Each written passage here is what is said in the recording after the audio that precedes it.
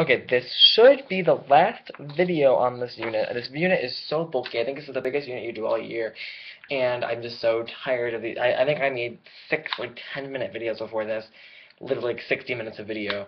So actually maybe not quite that much, but my point is that it's time for me to do the last video because I'm going crazy, and I think you are too. So here we go.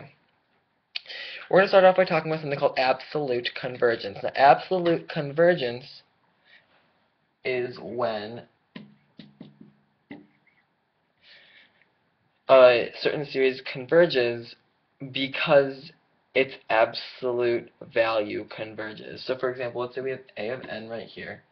And we talked about in the 2 videos ago about taking the absolute value of a series. You just kind of think, well, and if it's -1 to the n or something, that will just make it -1, 1, -1. You can just, if you have the absolute values bars around that, you can just make that +1 because you just want the positive values. So it'd be like kind of 1 to the n, which is just 1. So this would converge absolutely if this converges. And what's cool about absolute convergence is if this converges, then this must converge. AKA, if the absolute value of a series converges, then the actual series must converge. So we're going to go ahead and talk about something called the ratio test, now knowing this. The ratio test is probably the test you're going to end up using the most, especially next unit, and it's a mess. It's a test for when things are kind of messy. This is kind of like I don't want to call it last resort test because it's basically like your go-to test. It's like the test you're going to use that can basically do like most series for you.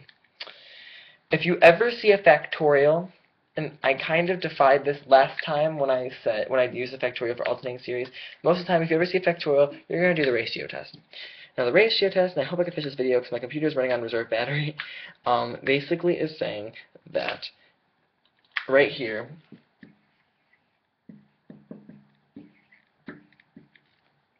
this converges if the limit, as n approaches infinity, of, this is going to look messy, I promise you, a n plus 1 over a to the n. This is greater than 1. Or I'm sorry, this is, wait, what am I doing? If this is less than 1, then that means that, just memorize this formula, that your series converges absolutely.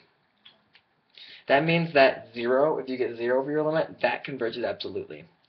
It's going to diverge if this is greater than 1. And if it equals 1, you have to use a different test. This is called inconclusive, and that means that this test isn't going to help you if you get 1. So you don't want to get 1. If you get something that's less than 1, then it's going to converge absolutely. If you get one that's greater than 1, it's going to diverge. So let's go ahead and do an example. I'm trying to decide which one's the best one to do. This is the kind of example you're going to see the most. Something that kind of has factorials and something to the n, and that's when you know you're going to use the ratio test to do something like this. I want to make sure I have this right.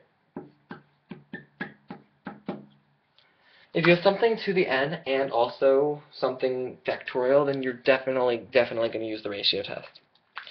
So let's take the limit right now of n to infinity, and we're going to put absolute values outside of it, and do -2 to the n plus 1. So you're going to make all the n's n plus 1, over n plus 1 plus 1, which would be n plus 2 factorial. And multiply this by the reciprocal of this, because it's the same as dividing, and you do the n plus 1 over -2 to the n.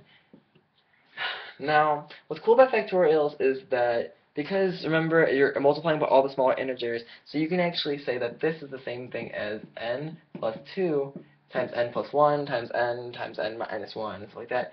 So therefore, that equals the same thing. These are going to cancel out.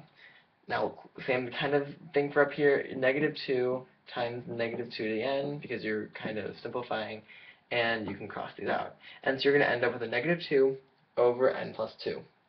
If you take that to the infinity, you're going to get 0. 0 is less than 1. Therefore, this series converges absolutely. And if it converges absolutely, then therefore it is going to converge. And that is the ratio test. Now, there's also a part of this unit that talks about interval convergences and And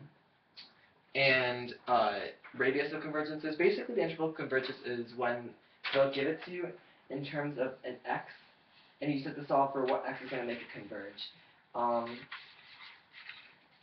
And I don't think I need to make a separate video about this, because it's actually a pretty easy concept. So just think, for example, if you had a geometric series and you had something to the n, you want to make that something, if it's x plus 2, you want to make it less than 1 and greater than negative 1, and solve for x. That's it.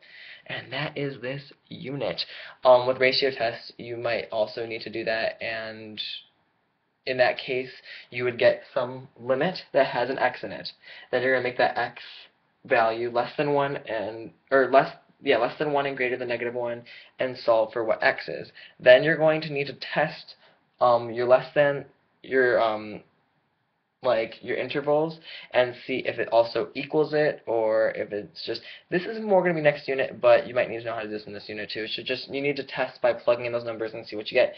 And that is this unit. Goodbye. I hope that wasn't too awful. I'll come back tomorrow with the next series stuff.